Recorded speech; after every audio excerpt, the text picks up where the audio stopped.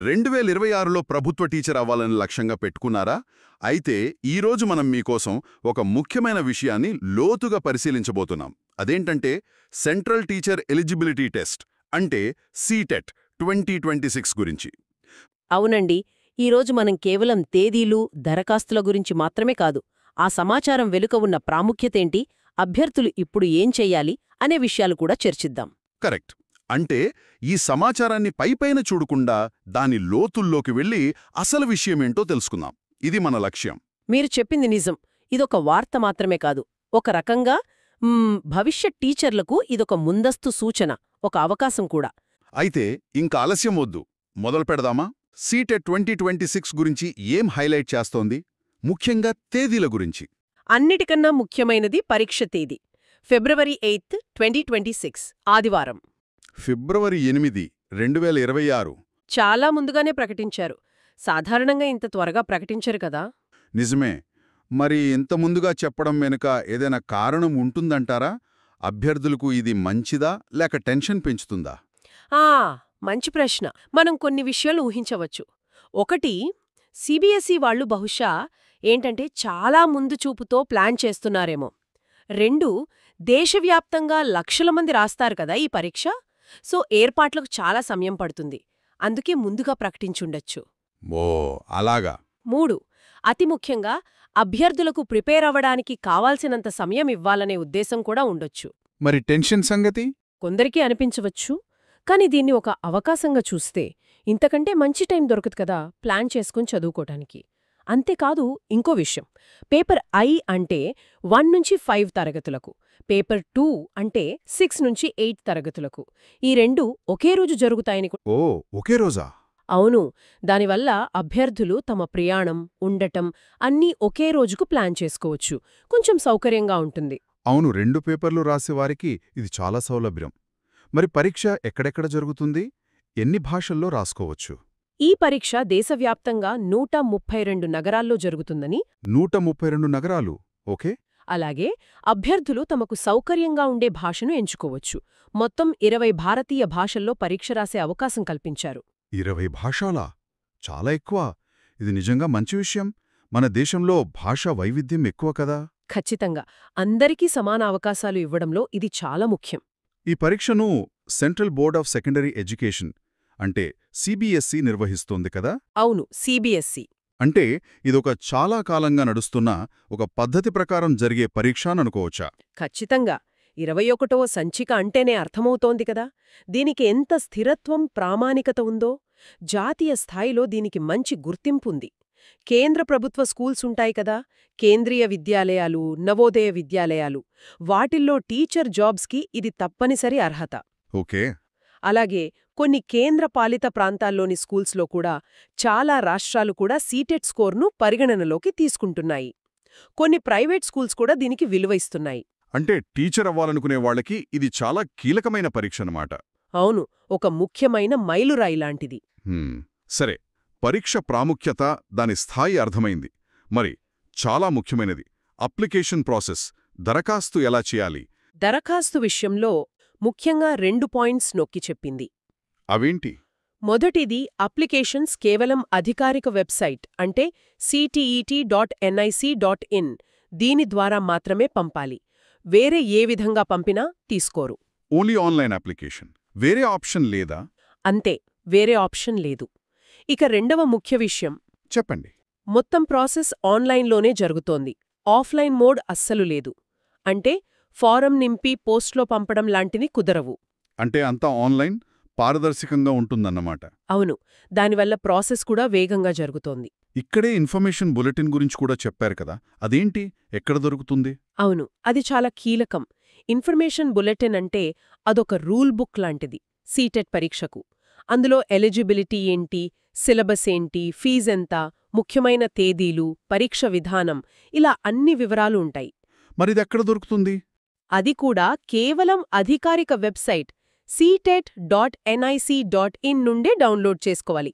ఇదే విషయాన్ని ఆ స్క్రిప్ట్ మళ్ళీ చెప్పింది. ఓ, అంటే వేరే వెబ్సైట్స్లో చూసి కన్ఫ్యూజ్ అవ్వద్దనా? ఖచ్చితంగా.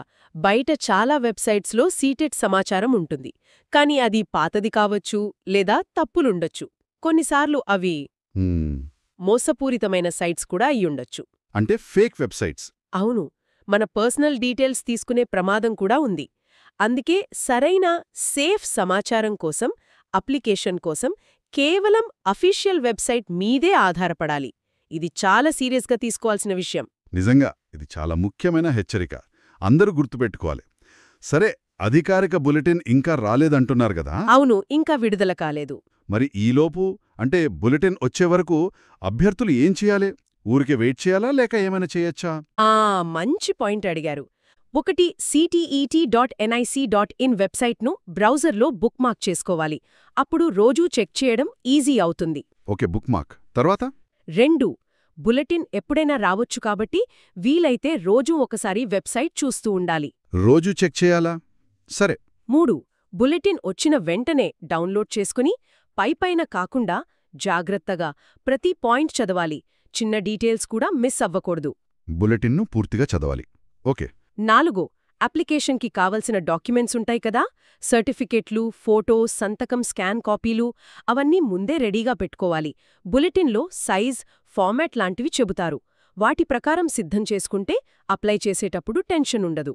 అవును, ఇది మంచి ప్లానింగ్. చివరి నిమిషంలో హడావిడి ఉండదు. ఇక 5వది, పోర్టల్ ఓపెన్ అయ్యాక అస్సలు తొందరపడకుండా నిదానంగా అన్ని వివరాలు సరిచూసుకుంటూ అప్లికేషన్ నింపాలి. చిన్న తప్పు జరిగినా తర్వాత ఇబ్బంది పడొచ్చు. అంటే బులెటిన్ కోసం వెయిట్ చేస్తూనే ఈ పనులన్నీ చేసుకుని రెడీగా ఉండాలన్నమాట. టైం సేవ్ అవుతుంది, టెన్షన్ తగ్గుతుంది. సరిగ్గా చెప్పారు. ఆ బులెటిన్ వస్తేనే కదా మనకు సిలబస్లో ఏమన్నా మార్పులున్నాయా, అర్హతల్లో ఏమైనా తేడాలున్నాయా, ఫీజెంత, డేట్స్ ఏంటి, ఇలా పూర్తి క్లారిటీ వస్తుంది. అప్పటిదాకా కొంచెం ఓపిక పట్టాలి. కానీ ఈలోపు చేయాల్సినవి చేస్తే మనం కొంచెం ముందుంటాం. అవును. ఇప్పుడు అసలు విషయానికొద్దాం. ప్రిపరేషన్. పరీక్షకు ఇంకా చాలా ఎక్కువ టైం కదా. నిజమే, చాలా ఎక్కువ సమయం. మరి ఇంత టైం ఉంది గదా అని రిలాక్స్ అవ్వకుండా ఈ సమయాన్ని ఎలా వాడుకోవచ్చు? ప్రిపరేషన్ ఎలా స్టార్ట్ చేయాలి? అది చాలా ముఖ్యం కూడా. ఎందుకంటే ఇంత టైం దొరకడం వరం లాంటిది. దాన్ని సరిగ్గా వాడుకోవాలి. 1, గత సిలబస్ చూడటం. అంటే 2026 బులెటిన్ వచ్చే వరకు పాత సిలబస్ ఆధారంగా ప్రిపరేషన్ మొదలుపెట్టొచ్చు. బేసిక్స్ మీద దృష్టి పెట్టాలి. సాధారణంగా సిలబస్ పెద్దగా మారదు. పాత సిలబస్తో స్టార్ట్ చేయమంటున్నారు. ఓకే. 2, పరీక్ష విధానాన్ని అర్థం చేసుకోవటం. పేపర్ ఐకి, పేపర్ 2కి తేడా ఏంటి, ఏ సబ్జెక్టులుంటాయి, మార్కులెలా ఉంటాయి, ప్రశ్నలు ఎంత కష్టంగా ఉంటాయి, టైం ఎంత, నెగటివ్ మార్కింగ్ ఉందా, సాధారణంగా ఉండదు కానీ బులెటిన్లో చూసుకోవాలి. ఇవన్నీ తెలుసుకోవాలి. ఎగ్జామ్ ప్యాటర్న్ అర్థం చేసుకోవాలి.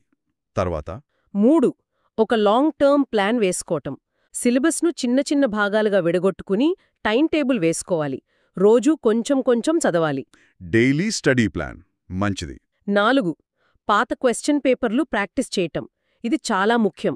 దీనివల్ల క్వశ్చన్స్ ఎలా వస్తున్నాయి, ఏ టాపిక్స్ ఇంపార్టెంట్, టైం ఎలా మేనేజ్ చెయ్యాలి అని ఐడియా వస్తుంది. Old papers practice. ఇవి చాలా ప్రాక్టికల్ సూచనలు. ఇలా చేస్తే సిలబస్ అవగొట్టడమే కాదు, రివిజన్ కూడా బాగా చేయొచ్చు. అవును. అయితే ఇక్కడ ఇంకో విషయం కూడా మనం ఆలోచించాలి. ఇంత టైం ఉన్నప్పుడు కేవలం సిలబస్ పూర్తి చేసి పరీక్ష పాస్ అవ్వడం అనే మెకానికల్ గోల్ కాకుండా కాబోయే టీచర్లుగా తమ స్కిల్స్ పెంచుకోవడం మీద కూడా ఫోకస్ చెయ్యాలి. ఆసక్తికరంగా ఉంది. అంటే కంటెంట్ నాలెడ్జ్తో పాటు pedagogy, child psychology, class room management వీటిపై కూడా దృష్టి పెట్టాలా? ఖచ్చితంగా. అసలు సీటెట్ పరీక్ష పెట్టడమే అందుకు కదా. కేవలం సబ్జెక్టు తెలిసినవాళ్లను కాదు, దాని పిల్లలకు బాగా చెప్పగల నైపుణ్యమున్నవాళ్లను గుర్తించడానికి. ఈ 14 నెలల సమయం పుస్తకాలోని సిలబస్ చదవడానికే కాదు, నిజమైన క్లాస్ రూంలో అవసరమయ్యే స్కిల్స్ నేర్చుకోవడానికి, మంచి టీచింగ్ మెథడ్స్ తెలుసుకోవడానికి, ఒక మంచి టీచర్గా ఎదగడానికి ఇదొక అద్భుతమైన అవకాశం. అంటే ఈ ముందస్తు ప్రకటనను కేవలం పరీక్ష తేదీగా కాకుండా ఒక ప్రొఫెషనల్ డెవలప్మెంట్ అవకాశంగా చూడాలన్నమాట. ఇది నిజంగా ఆలోచించాల్సిన విషయం. సీటెట్ దరఖాస్తులో గానీ, పరీక్ష విషయంలో గానీ ఎలాంటి ఏజెంట్లను, మధ్యవర్తులను, దళారులను అస్సలు నమ్మొద్దు అని. అంటే మోసం చేసే అవకాశం ఉందంటారా? చాలా ఉంది. మేము ఈజీగా పాస్ చేయిస్తాం, మాకు లోపల తెలుసు, డబ్బు కడితే గ్యారంటీ జాబ్, లేదా మీ బదులు మేమే అప్లై చేస్తాం, ఇలాంటి మాటలు చెప్పి మోసం చేయొచ్చు. ఎందుకంటే మొత్తం ప్రాసెస్ ఆన్లైన్లో డైరెక్ట్గా అభ్యర్థికి బోర్డుకు మధ్య జరుగుతోంది. మధ్యలో ఎవరి అవసరం లేదు. అంటే షార్ట్ కట్స్ లేవంటారా? అస్సలు లేవు. కష్టపడి చదవడం, ప్లాన్ ప్రకారం ప్రిపేర్ అవ్వడం ఇదే దారి.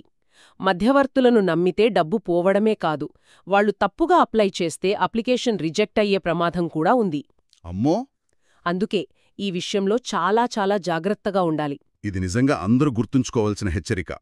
మొత్తం ప్రాసెస్ను అభ్యర్థులే స్వయంగా అధికారికంగా చేసుకోవాలి, అంతే. సరే, అయితే ఈరోజు మనం సీటెట్ 2026 గురించి కొన్ని ముఖ్యమైన విషయాలను ఒక్కసారి గుర్తు చేసుకుందాం. పరీక్ష తేదీ ఫిబ్రవరి 8, 2026 ఆదివారం.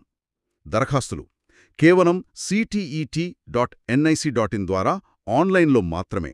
పేపర్ 1 అండ్ 2 ఒకే రోజు. పరీక్ష దేశవ్యాప్తంగా 132 నగరాల్లో 20 భాషల్లో. ఇవి ఫ్యాక్ట్స్. అలాగే అధికారిక వెబ్సైట్, ఇన్ఫర్మేషన్ బులెటిన్ ఎంత ముఖ్యమో తెలుసుకున్నాం. వాటినే నమ్మాలి. మధ్యవర్తుల విషయంలో జాగ్రత్తగా ఉండాలని హెచ్చరిక వచ్చింది.